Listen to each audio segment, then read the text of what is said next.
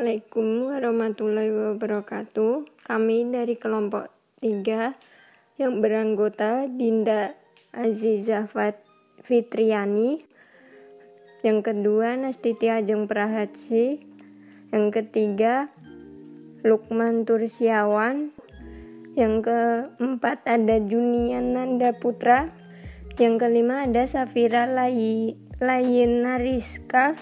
Di sini kami akan mempresentasikan tentang kode etik arsitek, persamaan dan perbedaan dengan kode etik psikologi. Kode etik arsitek dan kaidah tata laku profesi arsitek.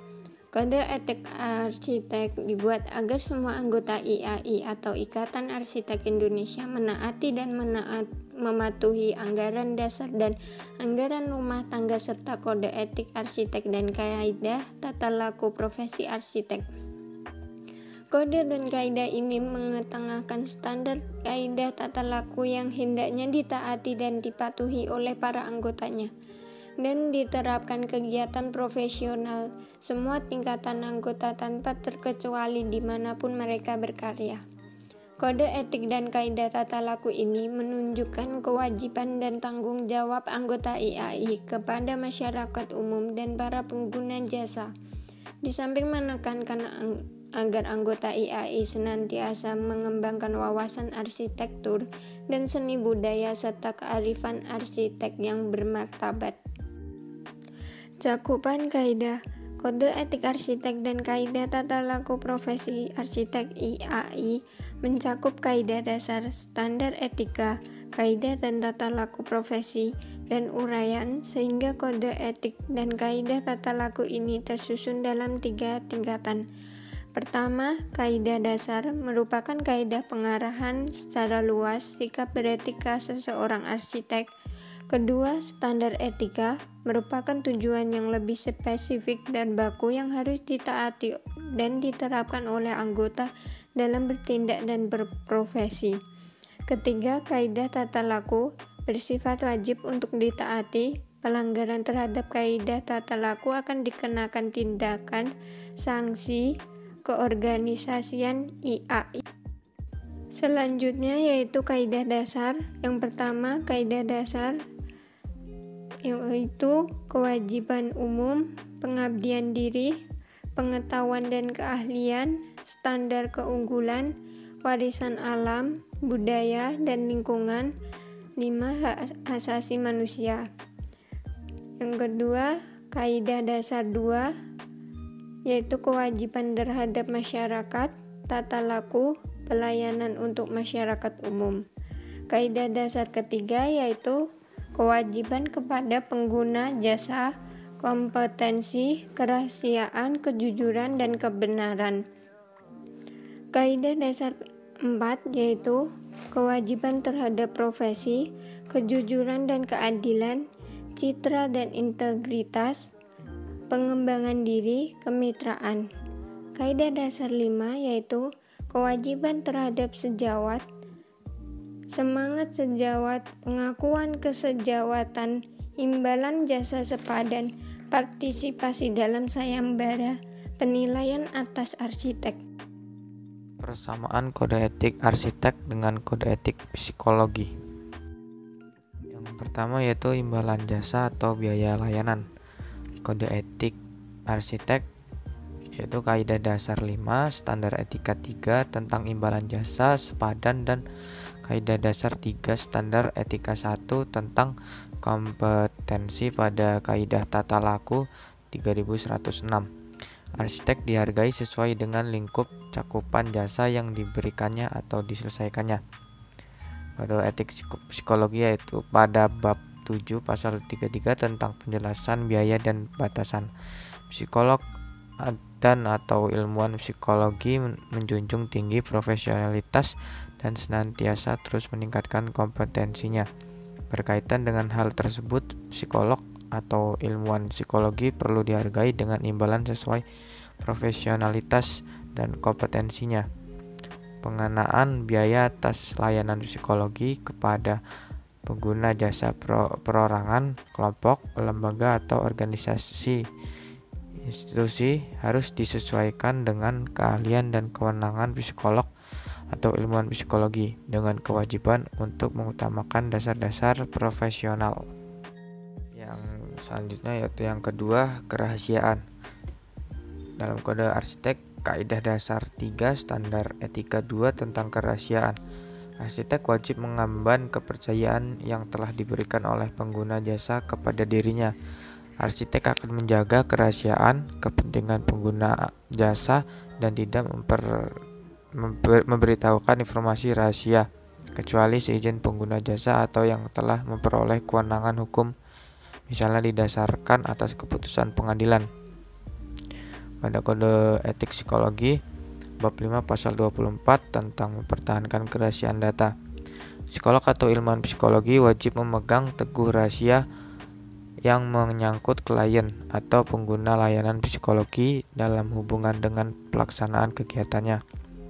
Penggunaan keterangan atau data mengenai penggunaan layanan psikologi atau orang yang menjalani layanan psikologi yang diperoleh psikolog atau ilmuwan psikologi dalam rangka pemberian layanan psikologi hendaknya mematuhi hal sebagai berikut.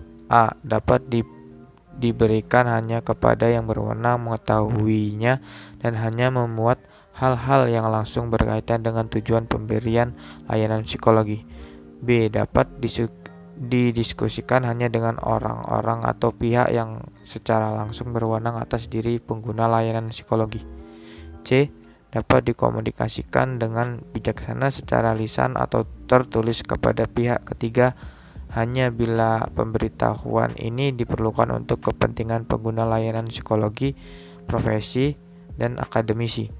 Dalam kondisi tersebut, identitas orang menjalani pemeriksaan psikologi tetap dijaga kerahasiaannya. Yang ketiga, pengembangan diri atau kompetensi. Pada kode etik arsitek, kaidah dasar 4 standar etika 3 tentang pengembangan diri berbunyi arsitek harus senantiasa mengembangkan diri. Sebagai seorang profesional, arsitek harus terus-menerus mengembangkan kepakarannya, keterampilan, dan wawasan keprofesiannya. Pada kode etik psikologi, bab 3 pasal 8 tentang peningkatan kompetensi berbunyi, psikolog atau ilmuwan psikologi wajib melaksanakan upaya-upaya yang berkesinambungan guna mempertahankan dan meningkatkan kompetensi mereka. Keempat, yaitu hubungan sejawat. Pada kode etik arsitek, kaidah dasar 5 tentang kewajiban terhadap sejawat. Arsitek berkewajiban mengakui hak-hak dan menghargai aspirasi profesional serta kontribusi dari rekan-rekan sesama arsitek dan atau pihak lain selama profesi pekerjaan maupun pada hasil akhir karyanya.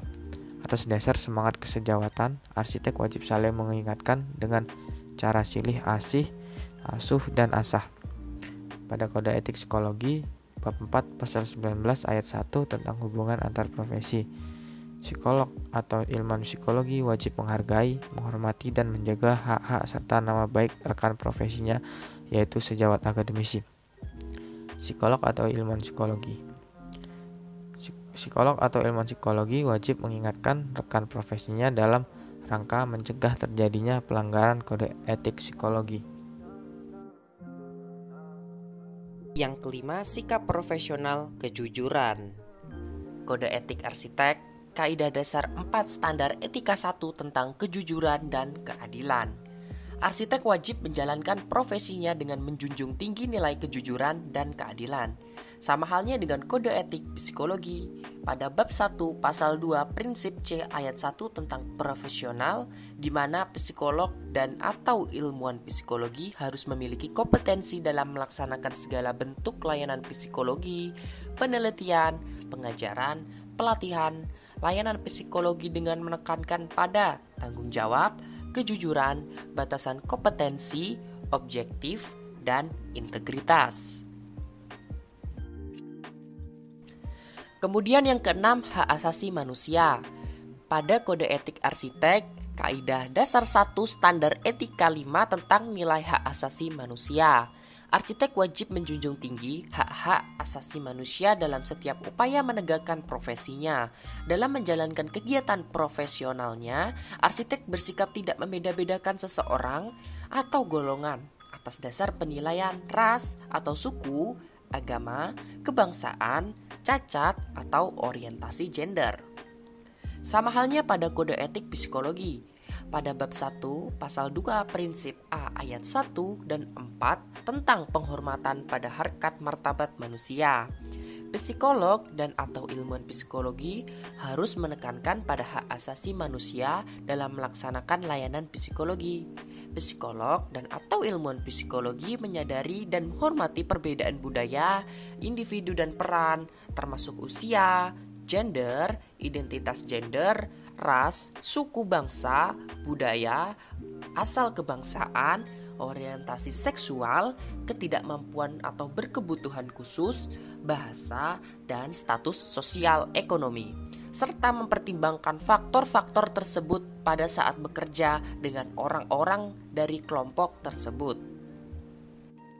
Selanjutnya yang ketujuh yaitu melakukan pekerjaan sesuai dengan kompetensi serta dilengkapi izin atau sertifikat resmi. Nah, pada kode etik arsitek, kaidah dasar 3 standar etika tentang kompetensi, yaitu arsitek selalu menunaikan penugasan dari penggunaan jasa dengan seluruh kecakapan dan kepakaran yang dimilikinya dan secara profesional menjaga kemandirian berpikir dan kebebasan bersikap. Arsitek harus melengkapi diri dengan sertifikat profesi arsitek sesuai dengan undang-undang yang berlaku dan selalu memperhatikan peraturan dan perundang-undangan pada setiap tahapan pelaksanaan tugas perencanaan dan perancangan. Nah, sama halnya pada kode etik psikologi pada bab 3 pasal 7 ayat 1 dan 2 tentang ruang lingkup kompetensi, di mana ilmuwan psikologi memberikan layanan dalam bentuk mengajar, melakukan penelitian, dan atau intervensi sosial dalam area sebatas kompetensinya, berdasarkan pendidikan, pelatihan, atau pengalaman sesuai dengan kaidah-kaidah ilmiah yang dapat dipertanggungjawabkan. Psikolog dapat memberikan layanan sebagaimana yang dilakukan oleh ilmuwan psikologi, serta secara khusus dapat melakukan praktik psikologi terutama yang berkaitan dengan asesmen dan intervensi yang ditetapkan telah memperoleh izin praktik sebatas kompetensi yang berdasarkan pendidikan, pelatihan, pengalaman terbimbing, konsultasi telaah, dan pengalaman profesional sesuai dengan kaidah-kaidah ilmiah yang dapat dipertanggungjawabkan. Kemudian yang terakhir, yang ke-8 adalah pengabdian atau kepedulian pada masyarakat. Dalam kode etik arsitek, kaidah dasar 2 standar etika 2 tentang pelayanan untuk kepentingan masyarakat umum, di mana arsitek selayaknya melibatkan diri dalam berbagai kegiatan masyarakat sebagai bentuk pengabdian profesinya, terutama dalam membangun pemahaman masyarakat akan arsitektur, fungsi, dan tanggung jawab arsitek. Sama halnya dengan kode etik psikologi pada bab 7 pasal 33 ayat 5, di mana psikolog dan atau ilmuwan psikologi sebagai bentuk kepedulian pada masyarakat dapat dan baik untuk menjalankan atau terlibat dalam aktivitas-aktivitas penyediaan layanan psikologi secara sukarela dengan tetap menjunjung tinggi profesionalitas. Perbedaan kode etik arsitek dengan kode etik psikologi. Perbedaan yang pertama yaitu bentuk kode etik. Pada kode etik arsitek terdiri dari 5 kaidah dasar dan tidak menggunakan istilah pasal, akan tetapi menggunakan istilah standar etika dengan prinsip-prinsip umum, tata laku, profesi, serta lampiran untuk menutup kode etik arsitek. Dan terdapat uraian pada setiap standar etika untuk menjelaskan isinya. Pada kode etik psikologi terdiri dari 14 bab dan 80 pasal. Yang kedua, penyelesaian pelanggaran kode etik. Pada kode etik arsitek, penyelesaian pelanggaran oleh Dewan Kehormatan IAI. Dalam kode etik arsitek tertulis tentang pemberian jenis sanksi sesuai tingkatan pelanggaran, mulai dari pemberian peringatan tertulis untuk pertama, kedua, dan ketiga kalinya, lalu pembatasan hak dan kewenangan sebagai anggota IAI, pembekuan untuk sementara keanggotaan IAI, dan yang terakhir pencabutan keanggotaan secara penuh. Pada kode etik psikologi, penyelesaian pelanggaran kode etik dilakukan oleh Majelis Psikologi Indonesia. dalam kode etik psikologi hanya tertulis tentang jenis pelanggaran, yakni pelanggaran ringan, pelanggaran sedang, dan pelanggaran berat tanpa ada keterangan sanksi sesuai dengan tingkatan pelanggaran. Yang ketiga, aturan periklanan. Pada kode etik arsitek, tidak terdapat aturan tentang periklanan dan pernyataan publik. Pada kode etik psikologi, terdapat bab khusus yang membahas mengenai iklan dan pernyataan publik, yakni pada bab 6, seperti pada bab 6 pasal 28 tentang pertanggungjawaban, yang menyatakan bahwa iklan dan pernyataan publik yang dimaksud dalam pasal ini dapat berhubungan dengan jasa, produk, atau publikasi profesional psikolog dan atau ilmuwan psikologi di bidang psikologi, mencakup iklan yang dibayar atau tidak dibayar, brosur, barang cetakan, direktori, resume pribadi atau kurikulum vitae, wawancara atau komentar yang dimuat dalam media, pernyataan dalam buku, hasil seminar, lokakarya, pertemuan ilmiah, kuliah, presentasi lisan di depan publik, dan materi-materi lain yang diterbitkan. Selanjutnya yang keempat, mengenai aturan kesepakatan atau persetujuan tertulis dengan klien. Pada kode etik arsitek, tidak disebutkan tentang kesepakatan atau persetujuan tertulis dengan klien. Hanya terdapat aturan-aturan tentang kewajiban terhadap pengguna jasa seperti yang tertulis pada Kaidah Dasar 3. Sedangkan pada kode etik psikologi, pada bab 4 pasal 20 tentang informed consent adalah persetujuan dari orang yang akan menjalani proses di bidang psikologi yang meliputi penelitian pendidikan, atau pelatihan, atau asesmen dan intervensi psikologi. Persetujuan dinyatakan dalam bentuk tertulis dan ditandatangani oleh orang yang menjalani pemeriksaan atau yang menjadi subjek penelitian dan saksi. Perbedaan yang kelima adalah tentang pelestarian lingkungan dan nilai-nilai budaya. Pada kode etik arsitek, yakni pada Kaidah Dasar 3, Standar Etika 4 tentang warisan alam, budaya, dan lingkungan, yang berbunyi, arsitek sebagai budayawan selalu berupaya mengangkat nilai-nilai budaya melalui karya, serta wajib menghargai dan membantu pelestarian, juga berupaya meningkatkan kualitas lingkungan hidupnya. Arsitek berkewajiban berperan aktif dalam pelestarian bangunan atau arsitektur dan atau kawasan bersejarah yang bernilai tinggi. Sedangkan dalam kode etik psikologi tidak terdapat aturan mengenai kewajiban ikut serta dalam pelestarian lingkungan dan nilai-nilai budaya, dikarenakan perbedaan ruang lingkup pekerjaan, di mana psikolog lebih berfokus pada nilai-nilai kemanusiaan. Perbedaan yang keenam adalah mengenai imbalan jasa berupa benda.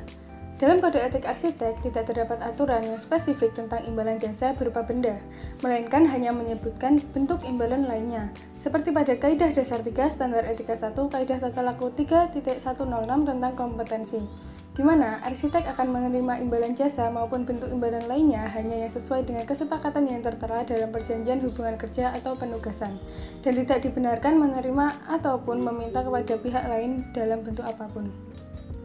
Sedangkan pada kode etik psikologi pada bab 7 pasal 36 tentang pertukaran atau barter, di mana berbunyi, psikolog dan atau ilmuwan psikologi dapat menerima benda atau imbalan non-uang dari pengguna layanan psikologi sebagai imbalan atas pelayanan psikologi yang diberikan hanya jika tidak bertentangan dengan kode etik dan pengaturan yang dihasilkan tidak eksploitatif. Perbedaan yang ketujuh adalah mengenai sayembara.